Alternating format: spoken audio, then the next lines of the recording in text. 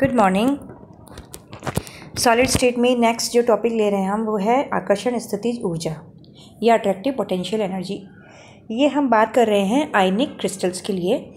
देखिए, किसी भी आयनिक क्रिस्टल में जो विपरीत आवेशित आयन होते हैं उनमें हम जानते हैं कि आकर्षण बल कार्य करते हैं। इस आकर्षण बल को कूलाम के नियम के द्वारा ज्ञात किया जा सकता है। कूलाम के नियम से आप भली भांति परिचित हैं। कूलाम ऊर्जा का मान ज्ञात करने के लिए यहाँ पर हम एग्जाम्पल ले रहे हैं NaCl क्रिस्टल का। NaCl में एक सोडियम आयन होता है जो कि पॉजिटिव चार्ज आयन है और chloride ion negative charge ion होता है। NaCl क्रिस्टल की जो संरचना होती है वो इस प्रकार इस चित्र में दिखाई गई है। जो ब्लैंक जो सर्कल है वो Na पॉजिटिव आयन को, सोडियम पॉजिटिव आयन को शो कर रहा है और जो बोल्ड जो सर्कल है वो क्लोराइड आयन को शो कर रहा है। तो देखिए, हर एक आयन 6 जो नियरेस्ट नेबर या जो सबसे नज़दीकी जो पड़ोसी आयन है वो 6 आयन्स होते हैं। इसमें नज़दीकी जो दूरी है वो A माना हमने दो आयन्स के बीच की दूरी को। तो A दूरी पर देखिए सेंटर में, यहाँ पर सेंटर में सोडियम आयन है। सोडियम आयन से 6 क्लोराइड्स आयन जो हैं सिचुएटेड हैं ऑन द डिस्टेंस A। ठीक है, A डिस्टेंस पे 6 क्लोराइड आयन सिचुएटेड हैं। ठीक है, तो देखिए इसमें NaCl क्रिस्टल में एक धनात्मक सोडियम आयन दूरी A पर स्थित 6 क्लोराइड्स के ऋण आयनों, दूरी A√2 पर स्थित 12 Na+ के धन आयनों। देखिए दूरी √2A। अब ये तो हो गई डिस्टेंस A जो कि सबसे कम डिस्टेंस है किसी आयन से किसी दूसरे आयन के बीच में। इससे नेक्स्ट जो डिस्टेंस होगी वो होगी √2A वाली। वो डिस्टेंस होगी विकर्ण साइड में। देखिए विकर्ण साइड में जाइए, ये एक सोडियम आयन से ये जो दूसरा सोडियम आयन है सेंटर वाले से ये दूरी जो है कितनी है, √2A। इसी तरह से इस डायग्राम में देखिए ये वाली जो दूरी होगी वो होगी √2A। इसी तरह से इस क्यूब में जो दूरी होगी वो होगी √2A। इस तरह से करके टोटल 12 सोडियम आयन इससे √2A दूरी पर स्थित होते हैं। थर्ड जो दूरी होती है वो होती है √3 A। वो दूरी होती है बॉडी डायगोनल वाली। देखिए ये सोडियम आयन है, ठीक है, ये कौन से फेस पर है, ये देखिए ये जो फेस है क्यूब का इस फेस के कॉर्नर पे स्थित है। तो ये पीछे की साइड में है। अब देखिए इसका बॉडी डायगोनल कौन सा होगा, इसका बॉडी डायगोनल होगा पीछे से आगे की तरफ ये वाली डिस्टेंस, क्योंकि ये जो क्लोराइड आयन है वो आगे वाले फेस पर है और ये वाला स्थित है पीछे वाले फेस पे। मैं इसके भी मान सकती हूँ ये क्योंकि कॉमन है। तो इस वाले फेस पर यहाँ स्थित है। तो इससे ये जो डिस्टेंस होती है बॉडी डायगोनल की या बॉडी जो विकर्ण होता है उसकी जो डिस्टेंस होती है वो होती है √3A। तो √3A पर 8 क्लोराइड आयन स्थित है। तो देखिए सोडियम आयन पॉजिटिव है, उसके साथ क्लोराइड आयन के बीच में क्या लग रहा है, आकर्षण बल। तो आकर्षण स्थितिज ऊर्जा की वैल्यू लिखेंगे। तो देखिए आकर्षण स्थितिज ऊर्जा की वैल्यू होगी 6 क्लोराइड आयन स्थित है तो -6Ke²/A, क्योंकि चार्ज कितना है, E के बराबर है दोनों पर ही। ठीक है, एक इलेक्ट्रॉन के बराबर का चार्ज है तो -6Ke²/A। इसी तरह से जो 12 सोडियम आयंस के बीच में जो प्रतिकर्षण स्थितिज ऊर्जा होगी वो पॉजिटिव आएगी और उसकी वैल्यू कितनी होगी 12Ke²/√2A, क्योंकि वो √2A दूरी पर स्थित हैं।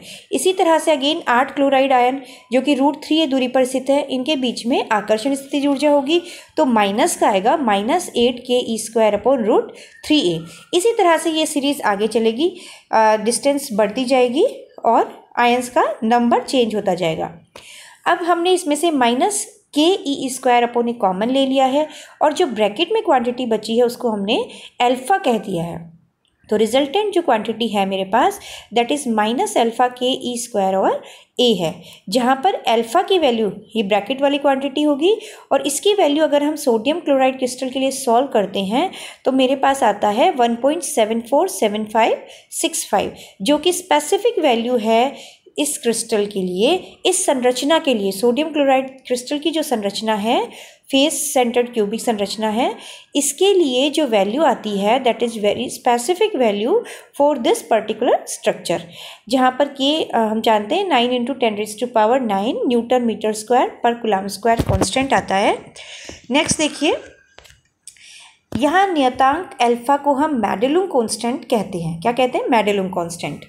इस अल्फा की वैल्यू किस पे डिपेंड कर रही है? क्रिस्टल की ज्यामिति पर। देखिए क्यों कर रही है, क्योंकि ब्रैकेट में जो क्वांटिटी है वो हमें क्या बता रही है, 6 क्या बता रही है कि ए डिस्टेंस पे कितने आयन सिचुएटेड हैं।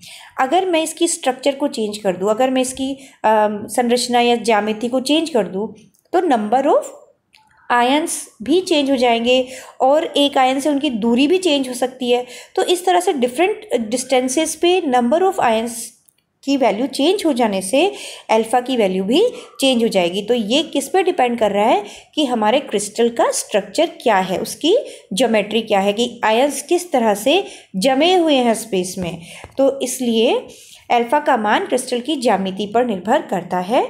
इसी प्रकार अन्य क्रिस्टल्स जैसे CaCl जिसकी संरचना NaCl से डिफरेंट है, उसके लिए अल्फा की value 1.76 a little bit different from NaCl। देखिए कुछ डिफरेंट है। इसी तरह ZnS जिंक सल्फाइड के लिए अल्फा की वैल्यू 1.6481 ज्ञात किया जा सकता है। इसी प्रकार रेनाइन क्लोराइड के लिए भी अन्य, अगर क्लोराइड को सेंटर मान के मैं सोडियम और अदर क्लोराइड आयंस है उनकी डिस्टेंस निकालूँ और उनके नंबर ऑफ आयंस निकालूँ और उसको लेकर इसकी कूलम एनर्जी निकालूँ, तो उसमें जो वैल्यू आएगी स्थितिज ऊर्जा की, वो भी हमने अल्फा कह दिया ब्रैकेट की क्वांटिटी को, that is also minus alpha के ई स्क्वायर ओवर ए। तो देखिए 1 मोल NaCl जालक जिसमें n अणु होते हैं, 1 मोल NaCl जालक में हमने n अणु मान लिए और एक अणु किससे मिलके बना है, Na+Cl- से। तो इसके n अणु बनाने के लिए Na+ आयन तथा Cl- आयन के n युग्म प्राप्त होंगे। अतः 1 मोल NaCl की कुल आकर्षण स्थितिज ऊर्जा कितनी हो जाएगी, तो n अणुओं के लिए हम इसे n से मल्टीप्लाई कर देंगे। तो UC कितनी हो गई, आकर्षण स्थितिज ऊर्जा की वैल्यू -अल्फा n के ई स्क्वायर अपॉन a। ठीक है, नेक्स्ट हम देखते हैं प्रतिकर्षण स्थितिज ऊर्जा। अब प्रतिकर्षण स्थितिज ऊर्जा चूंकि लघु परास के लिए काम में आती है, क्योंकि अगर मैंने जब हमने स्थितिज ऊर्जा कर्व समझाया था तो उसमें देखा था कि जब 2 आयंस एक प्रॉपर डिस्टेंस पे रखे हैं तो उनके बीच में कोई भी फोर्स काम नहीं करता है, कोई भी कर्षण या प्रतिकर्षण काम नहीं कर रहा है। लेकिन जैसे उनकी दूरी थोड़ी कम करते हैं तो सबसे पहले कौन सा बल प्रभावी होता है, आकर्षण बल प्रभावी होता है। तो लॉन्ग रेंज ऑर्डर्स पे तो आकर्षण बल कार्य करते हैं, लेकिन जैसे जैसे डिस्टेंस को कम करते जाते हैं वैसे ही प्रतिकर्षण बल एक दूरी के बाद प्रभावी होना शुरू हो जाते हैं। और थोड़ी जब और उनकी डिस्टेंस हम कम करते हैं तो दोनों आयंस के इलेक्ट्रॉन अभ्र जो हैं वो आपस में रिपेल करते हैं या प्रतिकर्षित करते हैं। तो इसलिए हम क्या कहते हैं इसको, लघु परास का प्रतिकर्षी स्थितिज ऊर्जा। एक दूरी के बाद दोनों बल इक्वल हो जाते हैं तो साम्यावस्था आ जाती है और वहाँ पर बॉन्ड फॉर्मेशन होता है। चूंकि आयनों के मध्य प्रतिकर्षण बल लघु परास वाला बल है, इसलिए हम क्या मानते हैं, दूरी के ये जो स्थितिज ऊर्जा होती है प्रतिकर्षण स्थितिज ऊर्जा, इसको दूरी का व्युत्क्रमणुपाती मानेंगे। तो हमने ये नहीं पता अभी कि दूरी की कौन सी घात के वो व्युत्क्रमानुपाती है, तो ये हमने n मान लिया r⁴n और b यहाँ पर आनुपातिक नियतांक है। तो b और n 2 नियतांक हो गए मेरे पास। अब मुझे इन दोनों की वैल्यू फाइंड आउट करनी है ताकि मुझे UR का फॉर्मूला मिल सके। इसलिए n अणु वाले आयनिक क्रिस्टल की कुल स्थितिज ऊर्जा कितनी हो जाएगी, कुल आकर्षण स्थितिज ऊर्जा प्लस प्रतिकर्षण स्थितिज ऊर्जा। तो U की वैल्यू, क्योंकि हमने आकर्षण स्थितिज ऊर्जा फाइंड आउट कर ली थी, तो U = हो गया -k∆Ne² upon R plus n अणुओं की बात हो रही है तो हम यहाँ पे UR को भी n से मल्टीप्लाई कर देंगे, Bn/r⁴n। अब देखिए स्थायित्व प्रतिबंध, हम यहाँ पर कुछ कंडीशन लगाएंगे क्योंकि हमें वैल्यू नोट आउट करनी है, फाइंड आउट करनी है। तो किस तरह से करेंगे कि हम पहले यहाँ पर कंडीशन लगाएंगे। हम जानते हैं कि साम्यावस्था पर जब R की वैल्यू A के इक्विवेलेंट होती है तो क्या होती है, स्थितिज ऊर्जा न्यूनतम होती है। तो न्यूनतम होती है तो हम यहाँ पर स्थितिज ऊर्जा की वैल्यू के लिए एक कंडीशन लगा सकते हैं कि del U over del R, अगर मैं R के सापेक्ष इसका डिफ्रेंशिएशन करूँ and at the distance R equals to A पर हम जानते हैं चूँकि U मिनिमम है इसलिए इसका first differentiation with respect to R क्या आना चाहिए, 0 आना चाहिए। तो हम लगा देंगे del U upon del R at R equals to A should be equivalent to 0। अब इसके लिए मैं इस फॉर्मूले का डिफ्रेंशिएशन करूँगी विद रिस्पेक्ट टू R। करा मैंने और R की वैल्यू A रख दी, इससे मुझे B की वैल्यू मिल गई। यहाँ पर देखिए B की value k∝e² upon n a⁻n−1। ये आपको सॉल्व करना है। सॉल्व करके हमें B की वैल्यू मिल गई। B की वैल्यू को अगेन हम इक्वेशन नंबर 2 में, दिस इक्वेशन नंबर 2 जहाँ हमें B की वैल्यू अननोन थी, यहाँ पर पुट कर देंगे B की वैल्यू। तो U की वैल्यू ये आ गई, U का एक्सप्रेशन। समीकरण 5 को 2 बार अवकलन करके R इक्वल्स टू A रखने पर अब हम क्या करेंगे, एक मेरे पास एक स्टैंडर्ड वैल्यू है this value and this is called Mayer's relation, Born Mayer's relation, जो जस्ट हमारा नेक्स्ट टॉपिक होगा उसी से हमने ये वैल्यू उठाई है। ये वैल्यू आपको एक स्टैंडर्ड है इसलिए लर्न करनी है। d2u over dr² at r equals to a की वैल्यू जो होती है that is 18Na upon beta naught. देखिए n तो अणुओं की संख्या हो गई, A जो है आपकी साम्यावस्था की दूरी है, बीटा नोट आपकी आयनिक क्रिस्टल की संपीड्यता है। अब चूंकि मुझे वैल्यू पता है तो मैं क्या करूँगी, यहाँ पर U का डिफ्रेंशिएशन करूँगी 2 टाइम्स और R की वैल्यू A पुट कर दूँगी। ये किया तो मेरे पास क्या आया, ये इक्वेशन आ गई, this equation, I got this equation and by using this Mayer relation I got this n-1 equals to 18A4 over k∝β0e²। ठीक है। अब अगर मुझे बीटा नोट की वैल्यू पता है, क्रिस्टल का स्ट्रक्चर पता है, तो मैं अल्फा फाइंड आउट कर सकती हूँ। A कांस्टेंट है, K कांस्टेंट है और E कांस्टेंट है। इससे आप N की वैल्यू पता लगा सकते हैं। N की वैल्यू पता लग गई तो आप B की वैल्यू निकाल सकते हैं। ठीक है। और उससे आपको रिपल्सिव एनर्जी जो है यू आर का फॉर्मूला ज्ञात हो जाएगा। तो इसमें जनरली ये देखा गया है कि एन की वैल्यू लगभग 9 के इक्विवेलेंट आती है। जनरली हम बात कर रहे हैं तो आसपास 9 के आसपास, 9 से प्लस माइनस हो सकती है। तो हम अगर ये हमने पता लगा लिया। अब अगर आपको कोई कहे कि क्रिस्टल की लैटिस एनर्जी या जालक एनर्जी क्या होगी, तो हमें ये बात बिल्कुल क्लियर होनी चाहिए कि जालक एनर्जी किसे कहते हैं कि क्रिस्टल की जो न्यूनतम स्थितिज ऊर्जा होती है या हम कहें साम्यावस्था की स्थिति में जो स्थितिज ऊर्जा होती है वही क्रिस्टल की जालक ऊर्जा होती है। तो देखिए कैसे निकालेंगे, मिनिमम पोटेंशियल एनर्जी की स्थिति में A की वैल्यू R की वैल्यू किसके इक्विवेलेंट हो जाती है, A के इक्विवेलेंट। तो इक्वेशन नंबर 5 में, इक्वेशन नंबर 5 दिस इक्वेशन, इसमें हम पुट कर देंगे यहाँ पर R की जगह A। तो this quantity would be equivalent to 1 और ये फॉर्मूला जो बन जाएगा R की जगह आप A रख देंगे minus k∝ne² over A bracket में 1-1/n। तो ये आपकी UL कह देंगे हम, लैटिस एनर्जी। नेक्स्ट देखिए इसके बॉर्न एंड मेयर का प्रतिकर्षी स्थितिज ऊर्जा। अभी जो स्थितिज ऊर्जा हमने ली है उसमें हमने क्या माना था, UR equals to B over R⁴n। ठीक है। लेकिन बॉर्न और मेयर ने कहा कि ये जो निर्भरता है इसकी R के ऊपर, ये इस तरह से नहीं होती है। उन्होंने कहा कि R के साथ ये एक्सपोनेंशियली इंक्रीज होते हैं। जैसे जैसे R कम होता है रिपल्सिव एनर्जी जो है इंक्रीज होती है इन एक्सपोनेंशियल फॉर्म। तो UR का जो फॉर्मूला दिया इन्होंने, B एक नियतांक है, E एक्सपोनेंशियल फंक्शन है, e⁻⁻r अपॉन रो, जहाँ पर रो भी एक नियतांक है और R अंतरायनी दूरी है, जहाँ रो तथा बी नियतांक है। इनके मान साम्यावस्था प्रतिबंध तथा संपीड्यता से हम ज्ञात करेंगे। तो साम्यावस्था प्रतिबंध तो वही लगेगा, टोटल यू निकाला मैंने U C plus U R, तो यू सी की वैल्यू वही आकर्षण स्थितिज ऊर्जा, लेकिन यू आर की वैल्यू हमने क्या लिखी, एन से मल्टीप्लाई कर दिया क्योंकि एन अणु है, तो B N E raise to power minus R upon rho लिख दिया। अब इस साइड के प्रतिबंध लगाएंगे, वही del U upon del R at R equals to A should be zero, कि साम्यावस्था की स्थिति में क्योंकि एनर्जी जो स्थितिज ऊर्जा होती है वो न्यूनतम होती है, तो इसका first differentiation with respect to R should be zero. अब क्या करेंगे, हमने इसका यहाँ पर जो यू निकाली इक्वेशन नंबर 2, इसका फर्स्ट टाइम डिफ्रेंशिएशन किया और यहाँ से हमने बी की वैल्यू फाइंड आउट कर ली। बी का मान अगेन हम इक्वेशन 2 में रख के और यू का एक्सप्रेशन निकाला। अब हमें क्या करना है, अब हम निकालेंगे बी की वैल्यू। तो देखिए कैसे हमने इसका मैथमेटिकल ऑपरेशन किया। सिंस हमने माना कि किसी क्रिस्टल का ताप तथा आयतन क्रमशः पी टी तथा वी है, अतः संपीड्यता की परिभाषा से बीटा संपीड्यता क्या होती है कि अगर हम किसी मटेरियल पे प्रेशर लगाते हैं तो उसके आयतन में क्या आती है, कमी आती है।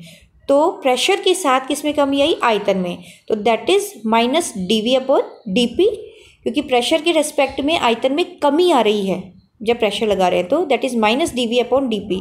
और संपीड्यता क्या होती है कि ये जो आयतन में कमी आई है प्रेशर के साथ, इसका प्रारंभिक आयतन के साथ कितना अनुपात है, या प्रारंभिक आयतन के सापेक्ष इसमें कितना परिवर्तन आया है। तो हम इसे डिवाइड कर देंगे v के साथ। तो फॉर्मूला क्या बना, minus 1 upon V D we upon D P. अब लिया मैंने ऊष्मागतिकी का प्रथम नियम। ऊष्मागतिकी के प्रथम नियम से D Q equals to D U plus P D V, अत्यंत न्यून ताप पर ऊष्मीय प्रभाव नगण्य होता है, इसलिए डी क्यू इक्वल्स टू 0 मान लिया। तो ये आ गई d u equals to minus p D v. अब देखिए यहाँ से d u upon d v equals to minus p, two second time differentiation किया तो d two you over D we square equals to minus d p upon d v. अब d we upon D p equals to क्या होता है, यहाँ से हमने beta की फॉर्म में इसको लिख दिया, 1 upon beta equals to V D two over D we square, equation number डाल दिया। नेक्स्ट हम देखते हैं, अब हम वी की वैल्यू निकालते हैं NaCl क्रिस्टल के लिए, क्योंकि NaCl के क्रिस्टल में हमने n अणु माने हैं और दो आयन्स के बीच की डिस्टेंस कितनी मानी है, स्मॉल r मानी है। ठीक है, एक आयन के लिए अगर हम बात करें, जैसे Na और Cl के बीच में डिस्टेंस है स्मॉल r है। अब अगर मैं Na आयन के लिए बात करती हूँ तो जो आयतन आएगा that will be r cube. लेकिन हम यहाँ किसकी बात कर रहे हैं, NaCl के n अणु हैं और अणु किससे मिलके बना है, दो आयनों से मिलके बना है, Na और Cl से। तो ये जो क्रिस्टल का आयतन होगा प्रति अणु, एक अणु के लिए कितना आयतन होगा, वो होगा 2r क्यूब, क्योंकि दो तरह के आयन की हम बात कर रहे हैं और दो आयनों से मिलकर एक अणु बना है, तो आयतन क्या हो जाएगा, डबल हो जाएगा एक अणु के लिए। तो ये क्या हो जाएगा 2r क्यूब। अब क्रिस्टल का पूरे का आयतन निकालूंगी तो कितना आएगा, 2r क्यूब से मल्टीप्लाई कर दूंगी नंबर ऑफ मॉलिक्यूल्स या अणुओं की संख्या से, तो that is n, capital N। तो ये हो गया 2nr cube. Then D we upon D R, ये मैथमेटिकल ऑपरेशन है, जस्ट ये हम कर सकते हैं इसको। यहाँ तक देखिए, यहाँ हमने जो ये रिलेशन निकाला है equation number 12, A square D two you over D R square at R equals to A, that is equivalent to 9v naught upon beta naught. यही हमारा बॉन्ड मेयर रिलेशन है, जिसको हमने जस्ट पहले वाले टॉपिक में यूज़ किया था एज इट इज़। ठीक है, यहाँ तक पहुँचने के बाद हम क्या करेंगे, इक्वेशन नंबर 5 में, ये जो इक्वेशन नंबर 5 है स्थितिज ऊर्जा की वैल्यू, इसमें हम वैल्यू रख देंगे किसकी, डी टू यू ओवर, ठीक है, इसको लिया है मैंने इसमें, अच्छा डी, इसका हम डिफ्रेंशिएशन करेंगे। ये मैंने क्रिस्टल की स्थितिज ऊर्जा ली, इसको मैंने 2 टाइम्स r के सापेक्ष डिफ्रेंशिएशन किया और r इक्वल्स टू a पर मैंने इसकी ये वैल्यू निकाली। इसको मैं कंपेयर करूँगी किससे, बॉन्ड मेयर रिलेशन से। बॉन्ड मेयर रिलेशन से कंपेयर करके मेरी वैल्यू आ गई, ये एक्सप्रेशन आ गया इक्वेशन नंबर 13, ये एक्सप्रेशन आ गया। यहाँ तक मैं पहुँच गई। साम्यावस्था में क्रिस्टल की संपीड्यता बीटा नोट का मान ज्ञात होने पर इस समीकरण से प्रतिकर्षी घातांक रो का मान हम ज्ञात कर सकते हैं। तो यहाँ नॉन जो है वो बीटा नोट है, तो अगर साम्यावस्था में क्रिस्टल की संपीड्यता का मुझे पता है तो मैं रो की वैल्यू निकाल सकती हूँ। जालक ऊर्जा वही यू मिनिमम होती है कि साम्यावस्था की स्थिति में जो ऊर्जा होती है वो जालक ऊर्जा होती है। यहाँ हमने R=A रख दिया यू के फॉर्मूले में, तो मेरे पास UL की वैल्यू आ गई। इस तरह से ये दो प्रतिकर्षण जो स्थितिज ऊर्जा है उसके लिए दो टॉपिक हैं। एक में तो हमने R⁴n के व्युत्क्रमानुपाती माना है, और बोर्न और मेयर के जो रिलेशन है उसमें हमने प्रतिकर्ष एक्सपोनेंशियली इंक्रीजिंग माना है विद डिक्रीज ऑफ R। तो इस तरह से ये दोनों हमें करने हैं। Thank you.